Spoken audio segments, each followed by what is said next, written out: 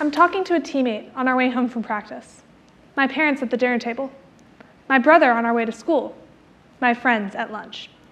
I'm telling them something, a joke, a story, and I glance at them and my face falls. They haven't been paying attention this entire time. Instead, they're scrolling their phone, typing on their computer, talking to another person, or maybe just staring off into space. So I try to wipe the frustrated look off my face and play it off, pretending like it didn't really matter. It wasn't that important anyway. Except it was. Or at least, I'd thought so, but now I wasn't so sure. I felt like they didn't really care, and worse, that what I had to say wasn't worth caring about.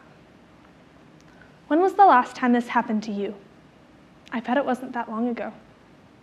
Don't you hate it? I know I do.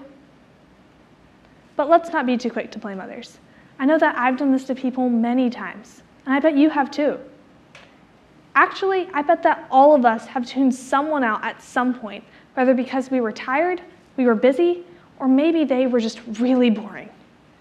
But that doesn't soften the pain for the person speaking to us. Unfortunately, in this day and age, it rarely seems like anyone is actually listening to what we have to say. But we are also not listening to anyone else. Let me ask you, when was the last time that you had a good conversation with another person? Not just casual gossip, but a truly deep and thought-provoking discussion. Even though we now have more ways to communicate with one another than we ever have before, it still seems that, at least to me, we aren't communicating with each other as well as we could be. Too often it feels like all we do is speak and rarely take the time to listen. But that's no longer a conversation. It's a monologue. That means that if we are no longer listening to what other people have to say, we have lost half of the exchange and half of the connection, isolating ourselves. In 2018, a Cigna study of 20,000 Americans researching the prevalence of loneliness in the United States found that half did not have meaningful in-person social connections on a daily basis. And about the same percentage said that they felt lonely, even when other people were around. Half. Half of the people that we knew in 2018 felt lonely, and we probably had no idea. Now, a common misconception about loneliness is that it stems solely from being physically alone, but that's just the small part of a larger equation. Loneliness mainly comes from a lack of the deeper emotional connections that good listening can create.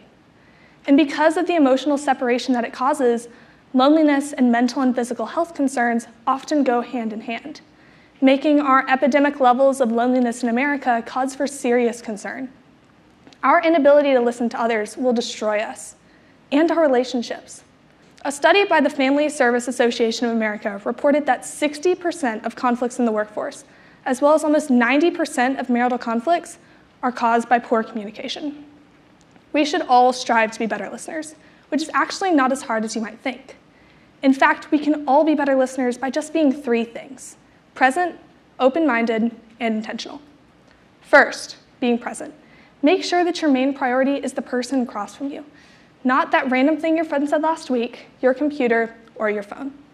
This probably seems ironic coming from a teenager, especially since teens are known for their magical abilities to simultaneously be scrolling while hosting a conversation.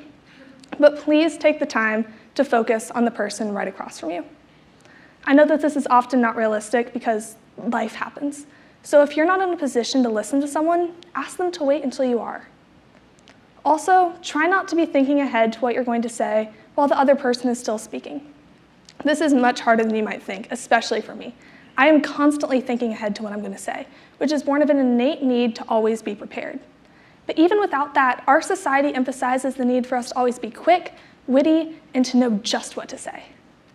However, we can actually respond better when we stop and take in everything that the speaker is saying and have a fuller understanding of the conversation. And if you don't know what to say, that is perfectly fine.